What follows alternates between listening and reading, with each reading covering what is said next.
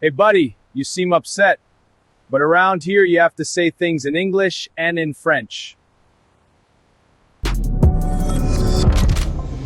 We hate being right about these circumstances, but 2 weeks ago, when we popped off with the war in Iran, we said there are way too many infinity third world criminal aliens and legal aliens in our nations, and that these individuals will be activated to hurt you, and you got to keep your head on a swivel. And now we have another embassy attack, this time not in some far off distant sandbox like Baghdad or Syria or Dubai, but right here on our own continent.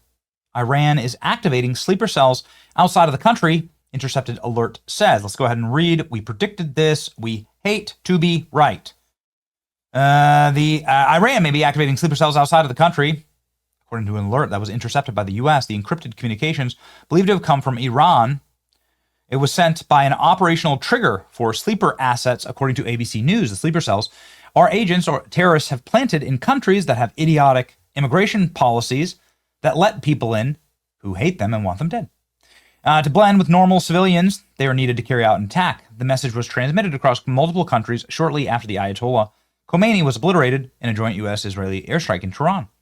His son, Mojtaba Khomeini, has since been named as the supreme leader. Daily Mail exclusively revealed in August an extensive passport scheme where Iranian forces coming to the West through Venezuela setting up sleeper cells in America's backyard. Fears of such activity has only heightened across the U.S. In the last week, covert agents laying low in America may be triggered to retaliate war in Iran. The war has entered its second week, U.S. and Israel feuding after Israeli forces blew up Iran's oil depots.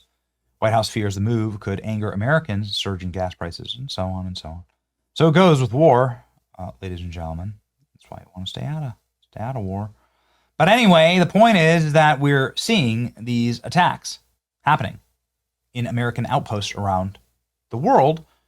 Here, for instance, in peaceful Europe, not peaceful anymore, in Norway, a country that used to be incredibly safe. Now it is now it reflects the third world hellscape in which they have imported infinity third worlders, and now they are blowing up American embassies. Explosion at the U.S. Embassy in Oslo, Norway. There's no injuries. There is damage. Black smoke emanating through the embassy from asylum seekers. We're not exactly sure. Norwegian police said the blast occurred. Minor damage. No injuries. Here's the photograph. Norwegian police released pictures of surveillance footage. Dude, seriously, like every cell phone has a 4K camera on it, and this is the best surveillance footage we can get. Anyway, there's no way to tell what's going on here.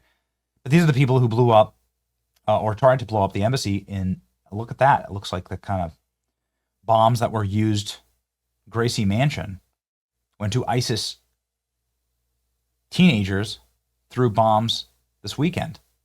Anyway, the point is that, like, are they connected? I'm not exactly sure. But I know something that is connected. The importation of people who hate you will destroy your nation. Like, they warn about this in the Bible, actually. It's like it's scriptural and important to understand that you'll destroy your country, and there's a way to peacefully invade a place and then take it over. Diversity within the Muslim population in Canada. Let's see. Every Canadian data on the origins, religious people, census data, key demographic character. Canada's population that reported being Muslim has more than doubled in 20 years, from 2% to 5%. Oh my. 1.7 million people report being Muslim in Canada. Only 500,000 reported being Muslim in Canada 20 years ago. Oh, okay. Who exactly are they? 3 in 10 people in Canada's most Muslim populations were born in Canada. They were brought here. 12% Pakistani, 5% Iranian, look at that, and 4% Morocco, Algeria. And is that why we see shots fired at the U.S. consulate in Toronto today? National security incident. Let's go ahead and read. A brazen early morning attack. Shots were fired at the United States consulate in downtown Toronto. Toronto is a city of millions of people. It's right on the U.S. border. The consulate is right downtown. The incident occurred at 5:30 a.m. local time, resulted in no injuries. It's been labeled a national security incident, meaning terrorism, by Royal Canadian Mounted Police, who are collaborating with the Toronto Police and international partners to determine the motives. What could it possibly be? What could it possibly be? According to Toronto Police, officers responded to the reports of gunfire at the consulate located at University Avenue. Evidence of a discharged firearm was located at the scene, including bullet impacts, marks on the building. Could see them like, oh, look at the bullet hole. During a press briefing on Tuesday morning, Toronto Deputy Police Chief revealed that a white Honda CRV pulled up to the front of the consulate. Two individuals emerged. One of them fired what appeared to be a handgun at the front of the building. Remember, strict gun control in Canada, you know? The chief superintendent added that they take threats to the individuals living in Canada very seriously. No indication that there is an immediate threat to public safety at this time. There's just people like blasting away at the Canadian embassy. Breaking gunfire hits U.S. consulate in Toronto. There's no tolerance in any forms of intimidation, harassment, targeting of any communities or individuals in Canada. Okay. Unless you're a trucker, obviously, that doesn't like the backs. Look at this. No reported injuries. Firearm discharge. You can also see that what happened in the U.S. consulate, these firearms were discharged at a memorial to American military members who lost their lives.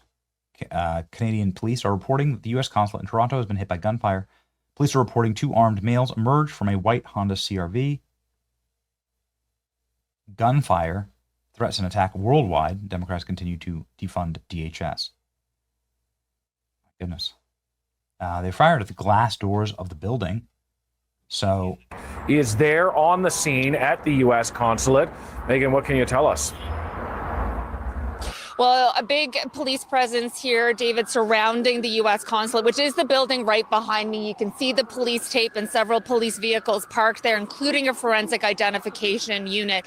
Police were called to the U.S. consulate around 5:30 this morning.